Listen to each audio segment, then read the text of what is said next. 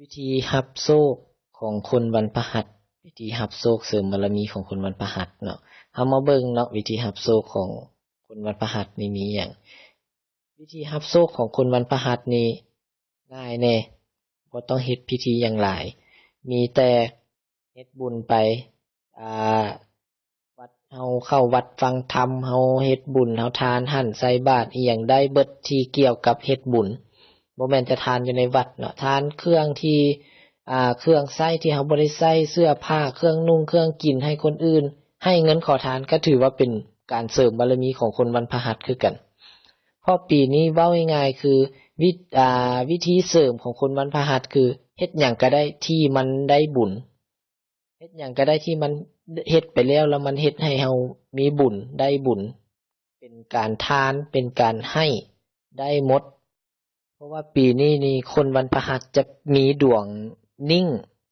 นิ่งทั้งโชคนิ่งทั้งการหาเงินนิ่งทั้งทุกอย่างเรื่องเวียกเรื่องงานกะ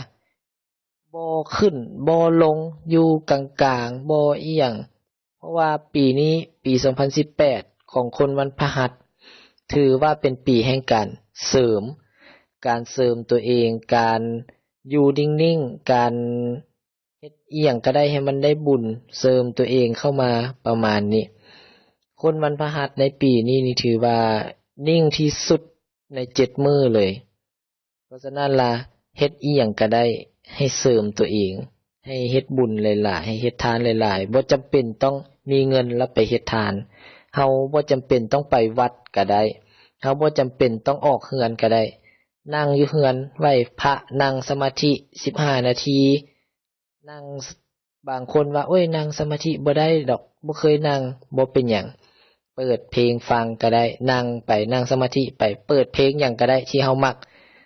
แต่ก็อย่าเปิดซะแบบว่ากระทึกหลายเนาะเปิดแบบพอฟังพอให้ใจสงบพอเนาะบ่แม่นบางคนพาโลเนาะเปิดเทคโนนั่งสมาธิอันนี้ก็บ่ได้คือกันเนาะเพราะว่าถ้าเฮ็ดจังซั่นนี่มันจะบ่แม่นการนั่งสมาธิเนาะมันจะกลายเป็นการเต้นสมาธิแทนเนาะเต้นจนลืมข่าวพู้นแหละคันสมมุติว่าเฮ็ดจังซั่นเนาะแต่ว่าเฮาก็เปิดเพลงฟังธรรมเปิดที่เกี่ยวกับการเทศน์อิหยังสิก็ได้เป็นการเทศน์แลก็ได้เป็นการเป็นคำสอนของพระบ่เป็นเพลงสปาสิก็ได้เป็นเพลงแผ่ส่วนกุศลอิหยังก็ได้ให้เฮาฟังให้เฮาสงบให้มันนิ่งไปเลยให้มันแบบว่าฟังแล้วสบายใจก็จะสามารถเฮ็ดให้สมาธิเฮานิ่งขึ้นสงบขึ้นสิได้แล้วก็ไหว้พระเนาะไหว้พระนี่ก็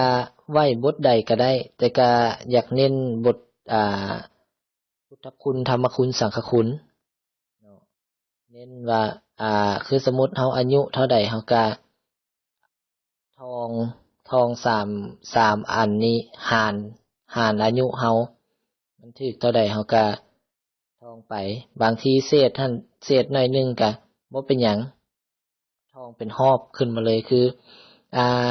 21หอบสิมันเหลืออยู่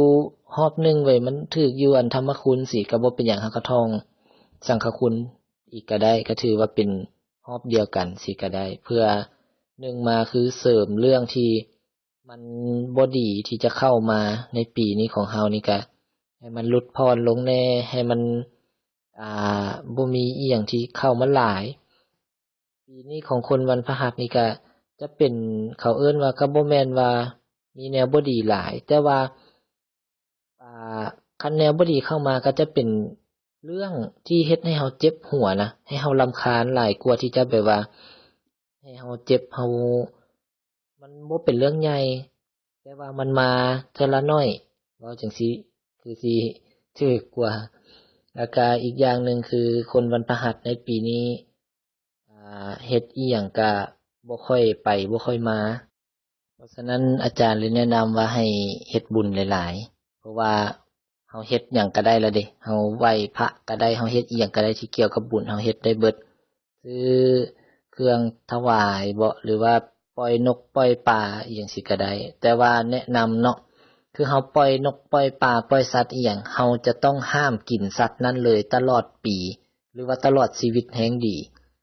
ะฉะนั้นล่ะสิเฮ็ดสิปล่อยอีหยังก็ต้องระวังต้องเบิ่งบางทีบางคนว่าโอ๊ยไปไถงัวออกคอกสัตว์ไถงัวออกโรงฆ่าสัตว์จังซี้ไถออกมาล่ะเบิดปีนั้นมันห้ามกินเลยได้บ่แม่นว่าสิไถออกมาแล้วละมื้อแลงมาเฮ็ดเฟอซีนงัวสิก็บ่ได้ผิดคือกันเพราะฉะนั้นล่ะเวลาที่เราจะปล่อยสัตว์หรือว่าอีหยังเราก็จะต้องเบิ่งเราต้องห้ามกินถ้าเราปล่อยสัตว์หยังในปีนี้มันห้ามเด็ดขาดอันนั้นก็เป็นวิธีเสริมของคนวันพฤหัสเนาะก็จะบ่ยุ่งยากหลายคือคนมื้ออื่นๆเนาะแล้วก็มีเวลาก็ไปขอพรกับพระธาตุอินหังเนาะเป็นพระธาตุเสริมของคน